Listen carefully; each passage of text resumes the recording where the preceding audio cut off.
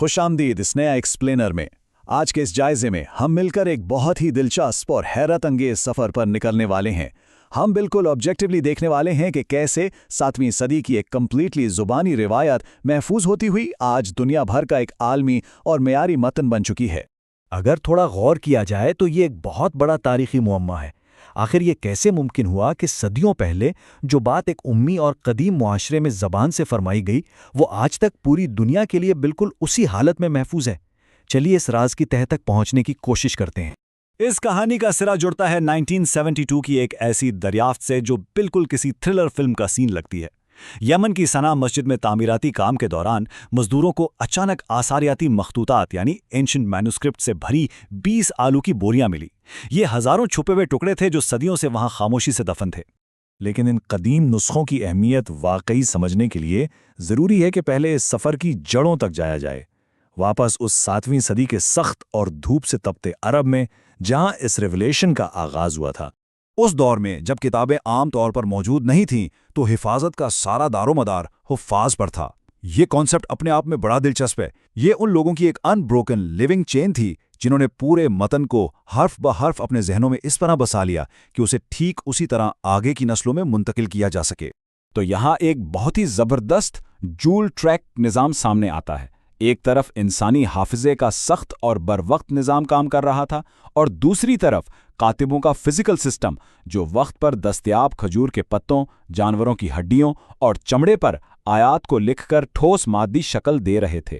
خیر، وقت کے ساتھ جب اسلامی ریاست بہت تیزی سے پھیلی اور مختلف محاذوں پر جنگوں کا سامنا ہوا تو اس انفارمل دو رخ نظام کے سامنے ایک بڑا کرائسس کھڑا ہو گیا۔ اب وقت آ چکا تھا کہ ان سب کو ایک معیاری ترتیب میں لایا جائے۔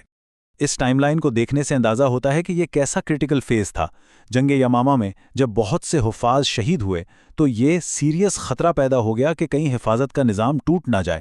پھر وہاں سے خلیفہ ابو بکر کا پہلا مجموعہ مرتب کرنا اور بالآخر خلیفہ عثمان کا اس متن کو پوری دنیا کے لیے سٹینڈرائز کرنا، یہ ایک انتہائی منظم عالمی قدم تھا۔ سب سے اہم پوائنٹ اس دور کا یہیں پر ہے۔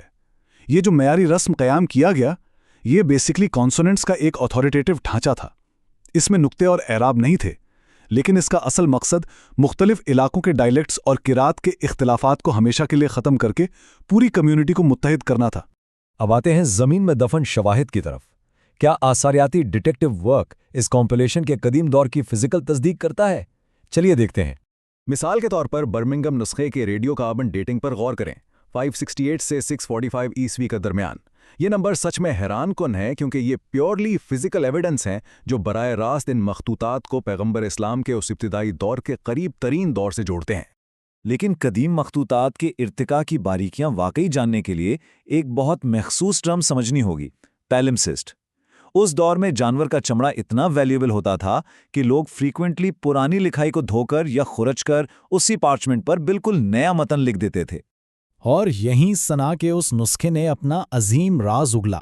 جب ایکیڈیمکس نے اس پیلمسسٹ کو الٹرا وائلٹ روشنی کے ذریعے سکین کیا تو اپر ٹیکسٹ کے ٹھیک نیچے ایک چھپا ہوا پرانا متن دریافت ہو گیا۔ اس نچلے متن میں عثمانی سٹینڈرڈ سے پہلے کے کچھ معمولی ویریئنٹس واضح طور پر موجود ہیں جو دکھاتے ہیں کہ ابتدائی نسخے کس آرگینک پروسیس سے گزرے تھے۔ اس تحقیق پر ایکیڈیمکس کا یہ کوٹ پوری کہانی کو بریلینٹلی بیلنس کر دیتا ہے۔ ہاں، نچلے متن میں الفاظ کا معمولی ہیر پھیر ضرور ریکارڈ ہوا، لیکن ان کا بنیادی مطلب اور انٹینشن کسی بھی جگہ چینج نہیں ہوا۔ کور نیریٹو اور میسج وہی رہا۔ متن کی ویلیڈیٹی تو اپنی جگہ اسٹیبلش ہو گئی، لیکن وقت گزرنے کے ساتھ ان حروف کی شکل و صورت میں بھی ایک زبردست ایستھیٹک ایولیوشن آیا۔ فن خطاطی بالکل بدل گیا۔ یہاں دونوں کا فرق ایبسلیوٹلی کلیئر ہے۔ ابتدائی حجازی رسم الخط کو دیکھیں، یہ تھوڑا ڈائگنل اور بیسکلی اپنا کام نکالنے والی فنکشنل لکھائی تھی۔ پھر کوفی اسکرپٹ انٹروڈیوس ہوا جو بے حد جیومیٹرک، اسٹریٹ اور ایلیگنٹلی اسپیس تھا۔ یہ اتنا بڑا اور عظیم تھا کہ جلدی ہی گرینڈ مونیومنٹس اور تعمیرات کا حصہ بن گیا۔ اس ویژول سفر میں 8ویں صدی کی کاغذ کی آمد ایک ایبسلیوٹ گیم چینجر تھی۔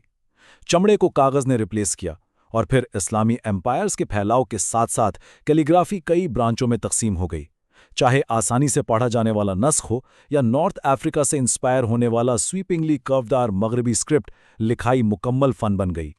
مگر کاغذ کے سستے آپشنز آنے سے پہلے ان فزیکل مخطوطات کو تیار کرنا کوئی آسان کام نہیں تھا۔ इस अर्ली कॉर्डिकोलॉजी में इंतहाई थका देने वाली जिस्मानी मेहनत इन्वॉल्व थी। इस ग्रूलिंग प्रोसेस को थोड़ा तस्वुर में लाने की कोशिश करते हैं। ताज़ा शीपकेन को हफ्तों तक चूने के पानी में भिगोकर रखना, उसे एक लकड़ी के फ्रेम पर पूरी ताकत से टाइटली स्ट्रेच करना और फिर हाथ से गोल छुरी और प्यूमिस पत्थर से तब तक रगड़ना जब तक वो बिल्कुल स्मूथ ना हो जाए। ये प्रैक्टिकली ओरल हिस्ट्री और मटीरियल साइंस का अजीम फ्यूजन था। और स्याही यानी इंक सिर्फ रंग के लिए नहीं बल्कि हिफाजत के लिए भी थी। इब्तिदाई कातिबों ने specifically iron gall ink use की। ये इंक कोई प्लेन स्याही नहीं थी, ये चमड़े के रेशों को लिटरली काट कर उनमें परमानेंट ट्रेस छोड़ देती थी। इसका केमिकल एडवांटेज ये था कि अनऑथराइज्ड एडिटिंग या तब्दीली करना परमानेंटली इम्पॉसिबल हो गया था। उसके ऊपर से इस्लामी टाइपी फ्लैप बाइंडिंग की ये स्पेसिफिक क्राफ्ट्समैनशिप और भी कमाल थी। कवर बनाने और उस पर एक एक्स्ट्रा एनवलप फ्लैप लगाने का बेसिक मकसद उन अजीम मखतूतात को सिर्फ सजाना नहीं था, बल्कि उसे गर्म, सख्त और धूल भरे सहराई सफ़र में डीपली प्रोटेक्ट करना था। इन कदीम हाफजे के निज़ाम और स्ट्रॉन्ग मादी साइंसेज ने मिलकर जो बुनियाद रखी, उसने एक ऐसी आलमी रिवायत को शेप किया जो आज की जिद्दत भरी दुनिया में भी टोटली डोमिनेंट है। सदियों का ये ठोस सफ़र जब जदीद दुनिया में दाखिल हुआ तो इसका सबसे बड़ा माइलस्टोन 1924 का काहिरा एडिशन था। उस्मानिया सल्तनत के स्टैंडर्डाइजिंग मूव ने मॉडर्न प्रिंटिंग टेक्नोलॉजीज को यूज करते हुए पूरे ग्लोब पर मौजूद फिजिकल कॉपीज को बेसिकली एक नुस्खे पर टोटली यूनिफाई कर दिया। आज मॉडर्न प्रिंटिंग के साथ जुबानी प्रिजर्वेशन का स्केल एक्चुअली क्या है, बस इस फैक्ट को देख लीजिए। 25 लाख नमाजी मक्का में रमज़ान के वक्त इतनी बड़ी तादाद में लोग एक ही जगह खड़े होते हैं और एग्जैक्टली उन्हीं अरबी आयात को परफेक्टली हार्मोनाइज होकर मुकम्मल करते हैं। मेमोरी का ऐसा मास स्केल डेमॉन्स्ट्रेशन हिस्ट्री में शायद ही कहीं और मिले। इस पूरे एक्सप्लेनर के आखिर में सदियों की इस दो रुखी मेहनत पर एक हाईली प्रोवोकेटिव बात सामने आती है। आज इस तेज तरीन डिजिटल अहद में जहां आइडियाज़ इन इन्फॉर्मेशन लम्हे में बदल जाते हैं, एक तब्दील ना होने वाले 7वीं सदी के मतन का आज तक परफेक्टली सर्वाइव करना हमें इंसानी हाफिजे की पावर और मटीरियल आर्टिफैक्ट्स के रेजिलियंस के बारे में क्या बताता है। ये हिस्ट्री, मेमोरी और डीप कन्विक्शन का एक ऐसा इंटरसेक्शन है जो किसी को भी सीरियसली सोचने पर मजबूर कर दे।